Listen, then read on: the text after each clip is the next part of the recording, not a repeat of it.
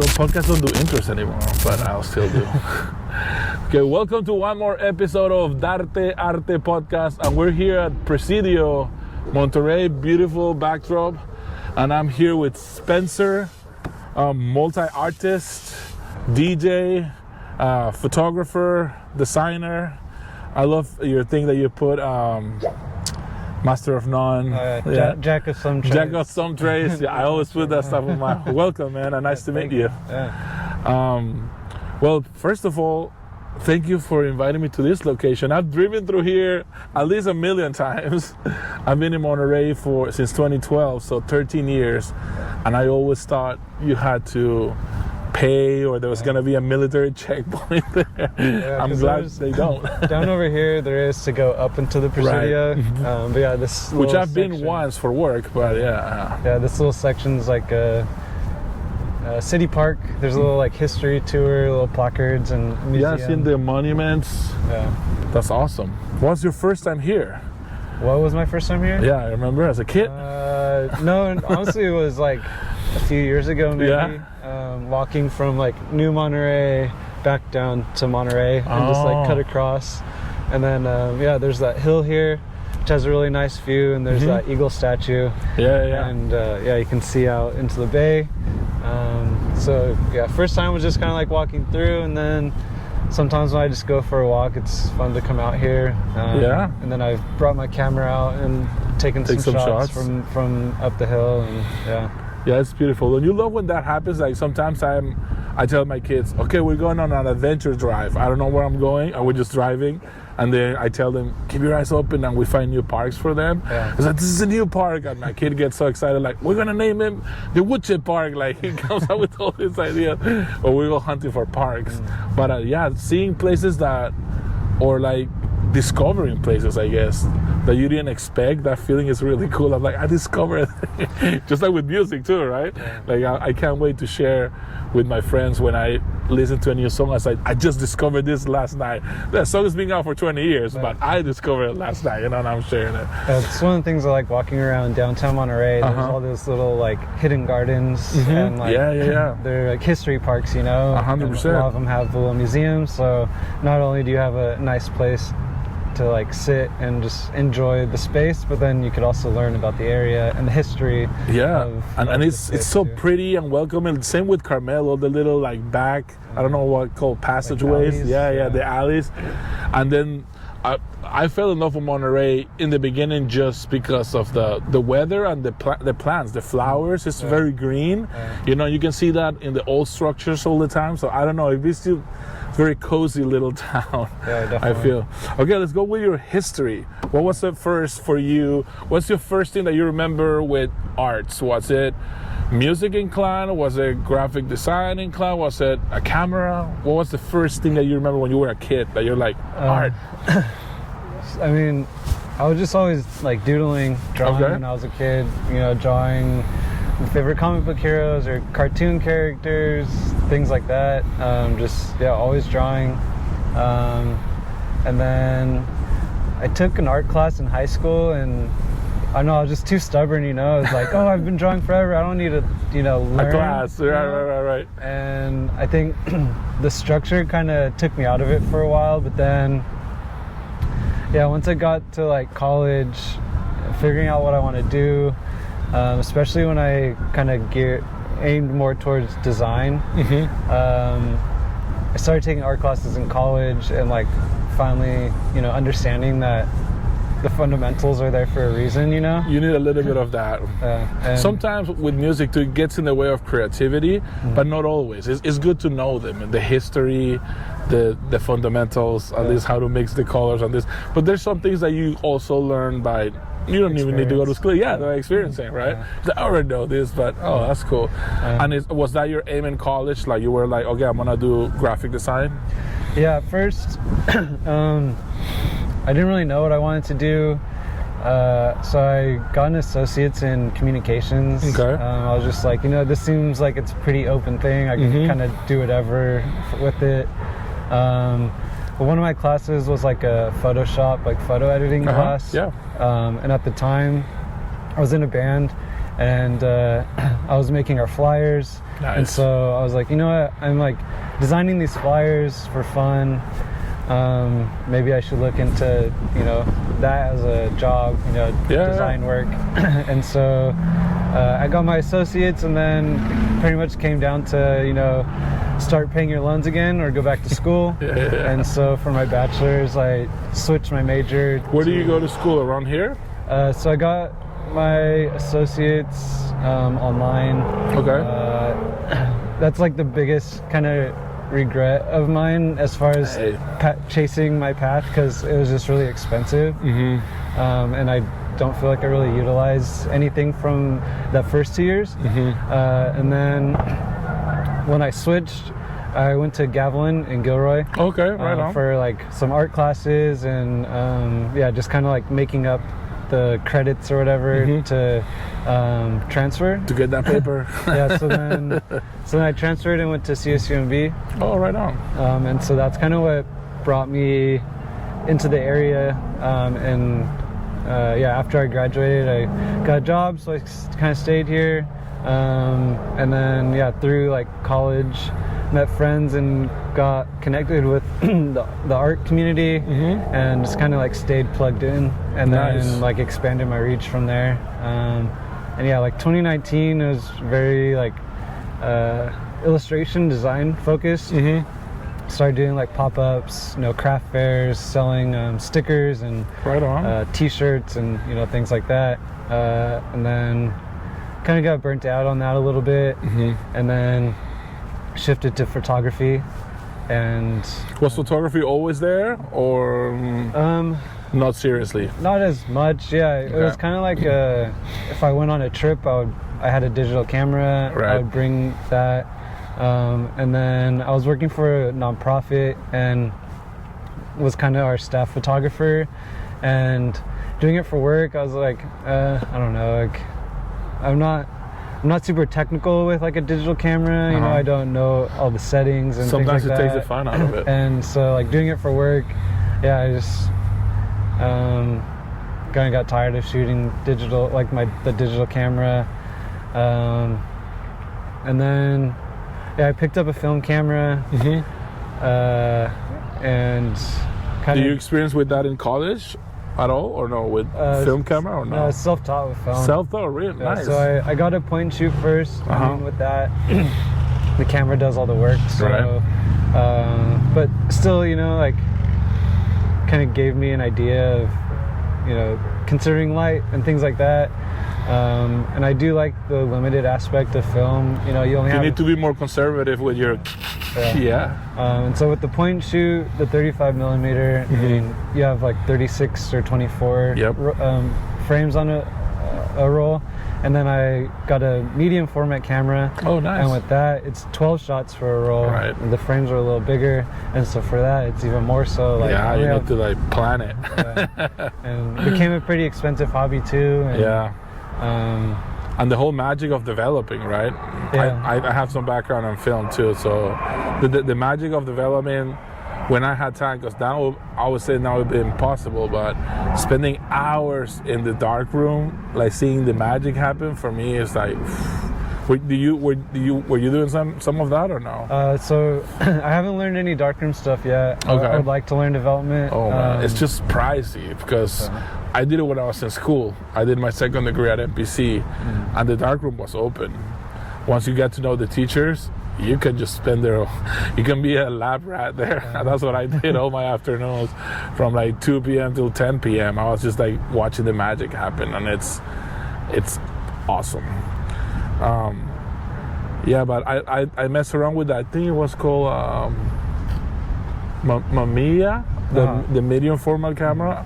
A friend lent me one of those, and I did a couple of shots with that, but again, it became too expensive. I had less time to be in the dark room. So the developing part, how do you handle your developing? I sent it to the lab. Okay. So that's also pricey, huh? Yeah, I mean, it's depends on the lab, on the price. The one I've been using now, I pay like $5-7 to ship it out. depending on how much I send at a time. You know, right. if like I need a bigger box, then it's more obviously. And then it's like $10 a roll for development. Okay, well, it's not too bad then. I was using Bay Photo in Santa Cruz for a while. And you get 5x7s, or what's the size that you get? I just get digital scans back. Oh, digital. Okay. Then, oh, shoot. And then from when I was doing, you know, the illustration stuff, I have a pretty nice printer, so I can print one offs on my own. Or if I do like more batch style printing, then I will still go through Bay Photo for that. Were you shooting mostly black and white or color? Mostly color at first. So Bay Photo with black and white, they send out third party. So it would take longer to develop black and white through them, and it would also cost a little more. But now with this other lab I'm using, it's more cost effective. It doesn't really matter either way, whether it's color or black and white. So now I'm like utilizing that a little more. And then I think once I do learn, you know, development, I'd probably end up shooting a lot more black and white just because it's, I don't know, easier, you know. And like, there's not as much of the color correcting. It's just kind of contrast and you know, brightness. It still takes a little bit depending on your setup. Because even I remember even trying to develop at a different spot, it takes a few more runs to get your colors right. And also who did the chemistry that day. Like it all depends on, you know, it's a lot of factors. But you just woke something up in my head. I can still shoot and send it for somebody to develop it. I thought in my brain that if I don't develop it, it's dead, which is not. I'm wrong. So that's a good point, and they'll give you digital stuff. I remember digitalizing my own stuff, and it was so painful. It was at school, and I didn't know the whole process, so it was very clunky and took a long time. So I was like, I'm gonna digitize. I don't know if the word is digitize or digitalize. I don't know. Sometimes I make words up with Spanish. But I remember saying, I'm gonna make all of this digital, and I did like less than a roll because it was so painful, man. They had an old scanner. Their computers took a long time to like to show the image and then to convert it to negative. Like I didn't know all the right steps, so it was kind of ghetto. So I didn't even know if I was doing it correctly. So I'm like, I'm not gonna spend all this time doing it. But now that there are labs, maybe I can send some of my already cut out negatives, and they can give me digital stuff. Yeah, so you could send them your undeveloped, and then they'll develop it for you, and then you can just have them send back your negatives, and you can scan it or do whatever yourself, or you could have them, you know, scan it, and then they just send you like a WeTransfer with all the like a zip file, you know. So that's good. You're gonna have to give me this stuff because I want to get some of that. Okay, so that was your, and this is basically local, right? You say you did your college online, but then you did Gavilan and then CSUMB, and that's how you stuck around. You mentioned that you had a band when you were doing the flyers. What was that band called? So the band was called Zombie Pool Party. Zombie Pool Party. Yeah. That's a fun name. Who came up with the name? A random person on a forum. Oh, right on. So my buddy is my band member. Before we were in the band, he was rapping, and he still does it. He's a battle rapper. Okay. And he asked on like a forum for like, you know, battle rap artists and fans. You know, like, hey, I'm forming this punk band. Give me some names, you know. And one of them was Zombie Pool Party, and we stuck with that. Nice.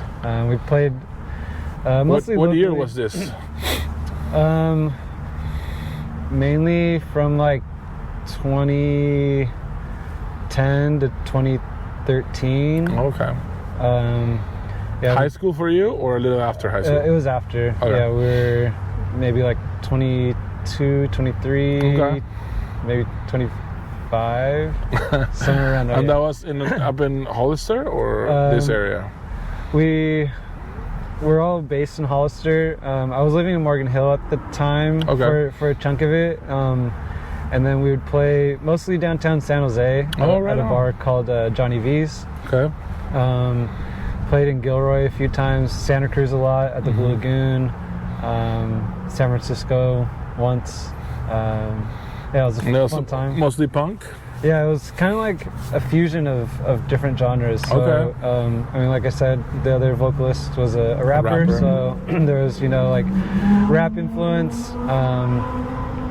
There's some like blues and funk in the music. Yeah, it was kind of like a fusion of genres. And you were singing too? I was a vocalist as well. Oh, right on. Yeah. Cool. Do you guys have anything on Spotify or anything? Or no? Nothing on Spotify, but YouTube. We have an album on Bandcamp. Oh, Bandcamp. There you go. Right on. We'll put on the description of the video here to see if people want to go and check out. Yeah. I love that, like pieces of history of people that were like, I did this for a minute, but it's somewhere in the internet. I'm like, let's dig it out, man. Yeah, it's in the archives. There you go. It's documented. Yeah, I remember my first band. There's some stuff on MySpace still.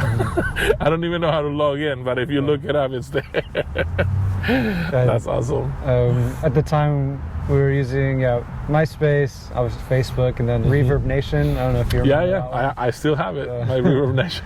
I've been the #1 reggae artist a few times on Reverb Nation in Monterey, but that's only if you like participate a lot and engage a lot. There's only like 3 that register as reggae artists, so it's whatever.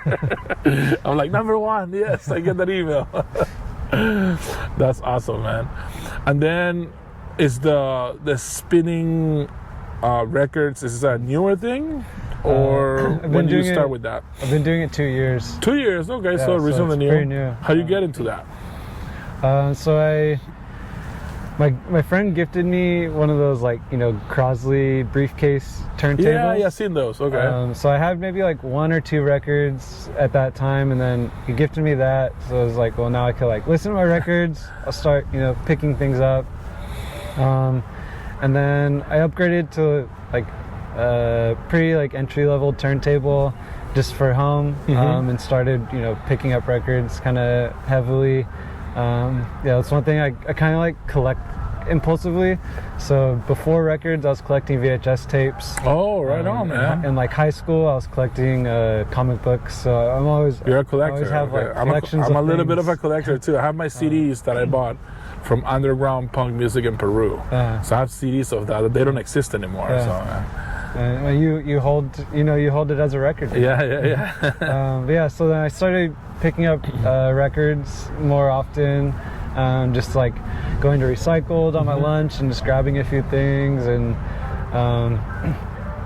at the time I was going up to the Bay Area a lot to catch DJs, and specifically I was getting into like Latin music.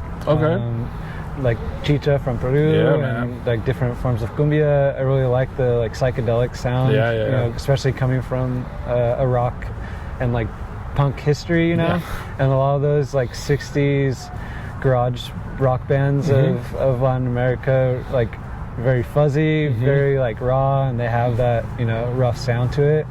And there's a nice scene for it in the Bay Area. And I kind of started collecting that a bit more. And were they always influenced by the record? Like you had to be a record spinner, or some people would just like DJ with their computers, or what was the? I mean, there's like a digital scene too, and I feel like more so here. A couple years ago, like I'd say majority of the DJs, at least that I was aware of, were mostly like digital. Anytime I had gone to see somebody. So my collection grew, and I had music that like I felt like I wanted to share. And I was at a gig in the Bay Area talking to a couple of friends and just mentioning, like, you know, I think I want to start DJing. And they were super supportive, told me I should do it. Nice. I asked a buddy of mine who I spin with now, Kenji, you know, can you show me how to use the mixer? Because he was DJing before. He lived in Liverpool for a while and was DJing out there, and then came back. He still has turntables. And so he showed me how to do it. And then I asked one of the owners of Other Brother, you know, they were doing like vinyl nights and stuff. Oh, nice. I asked if I could DJ an event, and they had a vintage market and told me I could, DJ the event. Nice. And then, just grew from there. So my friend Kenji and I, we formed like a collective called Encounters of the Funky Kind. Yeah, I saw that on your Insta. And so we spin a lot with Ruka Records from Salinas, and then Mothership Connection in Santa Cruz, and we kind of like formed a little 831 alliance with records. That's and, cool. Started doing monthly dance parties at damn, what's going on there? Started doing monthly dance parties at Blue Lagoon in Santa Cruz. Right on. And then in September I started my residency at Pop and Hiss with Sonidos Latinos. Nice. Spinning. So that's recent. Yeah. Nice. Spinning Latin music. So the first night was with Discotera from Salinas. And then, each month I have another guest. So I host, and then, I have a guest spin with me. And get a lot of my friends from the Bay Area to come down and act as like a local ambassador, Of course. That's so cool, man. Get to show them around Monterey and show this little jewel in our area, That's awesome. Yeah, I would love to do that. My wife will kill me if I pick up one more hobby. She'll be like, no. And this is a bulky thing, Each record is big. I have like 12 to 15, but only of like a Peruvian band that releases a long play every 30 years. So I grab that because I know that's gold for the future. And these are bands that I love, And then I have some like classic Rancid and stuff like that. But even where my I'm ashamed of saying this, but even where my player is like under books and shit, I don't use it enough because it's so much easier to play on Spotify. It's so much easier. I feel like you need to have the luxury of time and patience if you're gonna do something like that. And with 2 kids, I don't got one or the other right now, man. It's crazy. But I was just telling my wife that I want to start venturing into the DJ world because I've always, as a musician, depended on a lot of people to do stuff, and sometimes I get frustrated when things don't come out. So I'm like, I need to do something that is solo, and I know in my heart that I cannot be a solo artist because I'm not a good guitar player. I get tired. So I'm like, I don't want to sing with a what do you call it, like a backtrack. That's not a thing either, like to do it all alone. So I'm like, I love music, and I know a lot of like weird music. I like weird music, but I like dub a lot too. So I think I want to venture DJing for dub, but I haven't the slightest idea of how to start. Yeah, I mean, especially if you do digital, it's really accessible. Get a controller. It's probably. But you always need to bring your laptop, right? Because I'm trying to. Not necessarily. Okay, I mean, maybe this is what I need. Yeah, I've never done digital, but I've watched people, and you don't necessarily need a laptop. As far as I know, if you, depending on your controller, you just load your songs onto USB, load it in, and then there's like a little interface, on the controller, so you can scroll through the songs. Okay. Maybe I will start with something like that, but still, it's a dream of mine, like one more hobby to do. But then my wife is like, oh, you need to let go of one. You have a family, you have kids, you cannot do every hobby. And I think like, coming from a background of being in a band, I was missing performing in the musical space. So DJing has, just bringing it back a little bit into that. And then like a few weeks ago, I got to open for Tropa Mágica at Mozali in Santa Cruz. They're big. They play reggae fest and stuff like that too, right? I think so. So that was a lot of fun. Got to open for some bands. That's awesome. And what's the future for you, man? What's planned? Are you still doing with the designers? Is that your like main job, designing? So I work for Stanford as a production designer, kind of. So it's not like super creative, but I mean it's a stable spot. I've been there. I have an office job too, man. I've been there about a year and a half. Okay. And so design is kind of my like full-time thing. still in the arts. Helps fund everything else. Hobbies, you know? And yeah, I mean, and then I'm free to flex my creativity, you know, elsewhere with, you know, photography. I have one like photo zine so far. Nice. I'm putting together another one. I am always kind of looking out for group shows to submit photos to. I would like to do a solo show at some point. And then, yeah, keep on hosting the DJ events. So I do the Sonidos Latinos once a month, every second Friday at Pop and His. And then about quarterly, I think our aim is we have another event called Come Along. Okay. And that we host at Ichiriki in Seaside, you know, the sushi restaurant. Oh, shoot. So they do live music in there? I had no idea. And so we play Japanese records there. That's dope. We've done 2 sessions of that so far. It's a fun little, like, intimate setting. The capacity is about 45 people or so, but we play records. Everybody, you know, has dinner. They have a bar, a liquor license at the restaurant.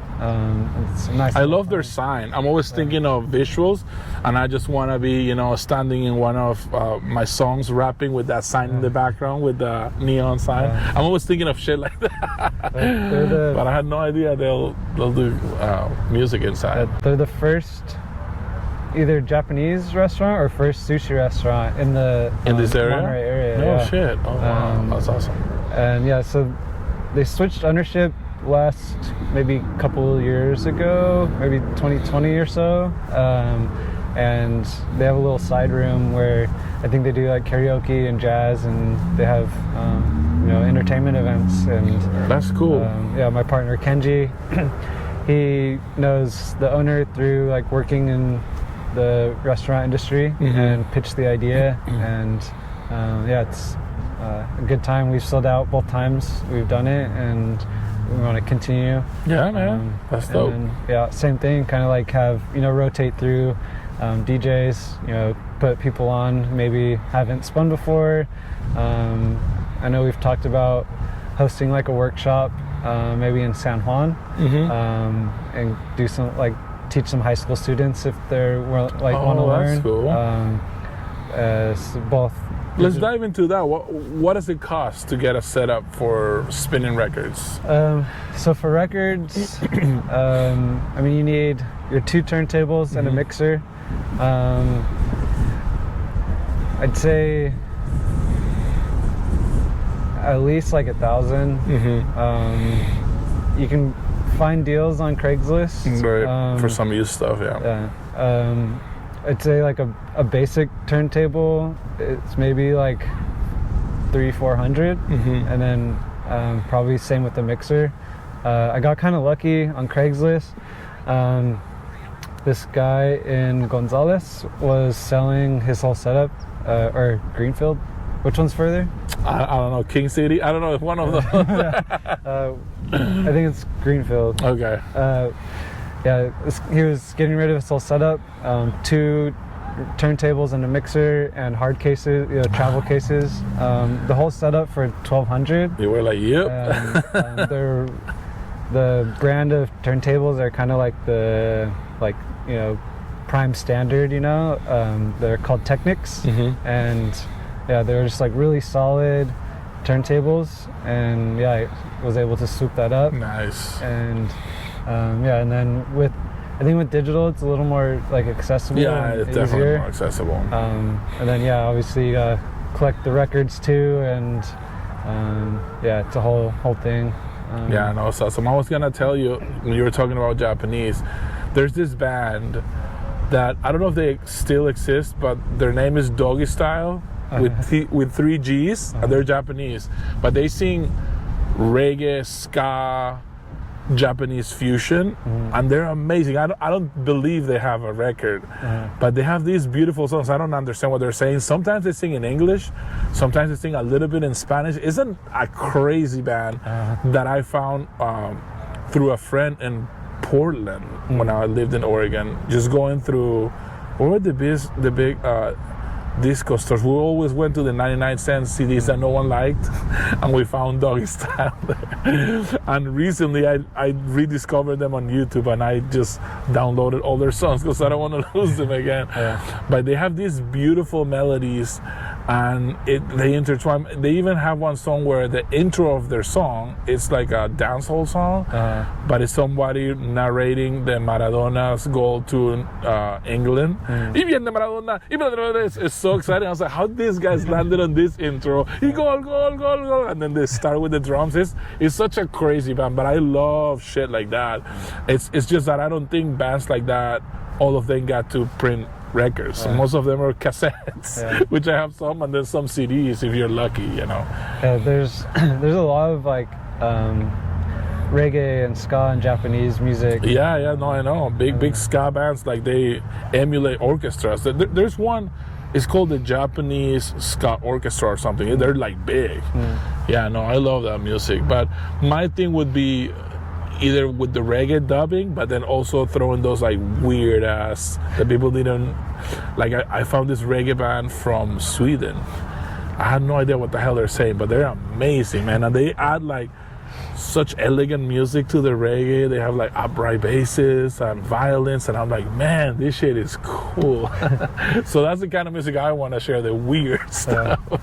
And then one of the cool things about, like DJing is, there's a wide network of DJs, you know, and I've met some really awesome people, locally, San Jose, further up in the Bay Area in San Francisco and Oakland.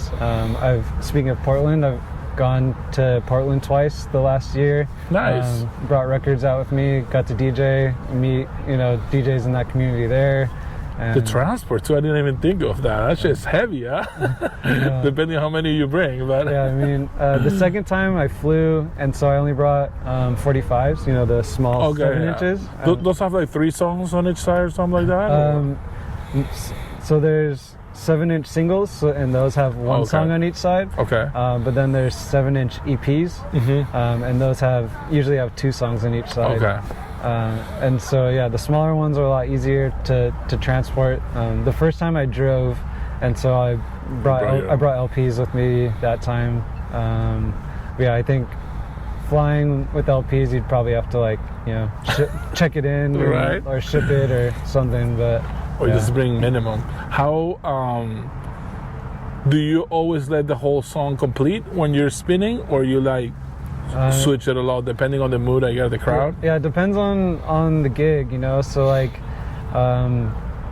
with Sonidos, and then I also spin monthly at Vertigo in San Juan Bautista, and it's more like open format, or something where you're just kind of in the background, and you're giving people a chance to still socialize, and just kind of enjoy. You're not too loud, vibe, for that. Usually let the whole song run, and then just kind of fade them in and out. Still try and make it a little more seamless. Right. But then something where it's a dance party, and the music is the focus, and you want to keep the energy up. And then in that sense, I would typically mix a little sooner when there's an instrument break, or a point where I feel like there's a good mashup, but just to keep that energy going. Beat matching, keeping the BPMs kind of the same, stable, so it's not a huge people are shift. not changing the step. That's dope, man. All right, man, I think we got it. Anything else you would like to promote, or where can people find you? I'll add all your socials on the description, but this is dope, man. Nice to meet you. Thank you for bringing me here. This is amazing. I want to start coming here more often. I see a music video there, a music video here. I want to get all the statues and shit. Get a nice view of the wharf right there too. The colorful buildings. I'm on Instagram. I feel like that's probably my main outlet for promoting things. So my personal one for photography and promote the DJ gigs is at Spencer Bones. And then more so for the DJing and for the collective, for Funky Encounters, I think it's funky_encounters for encounters of the funky kind. We'll put them right here. But yeah, come through to Pop and Hiss once a month. There you go. Every second Friday for Sonidos Latinos, and keep an eye out for everything else. There you go. Yeah. All right, thank you for coming with us in this adventure in Monterey. This is Darte Arte Podcast. I'm El Kallpa. We'll see you next time. Bye. All right, man. Thank you. Nostalgia, here we go.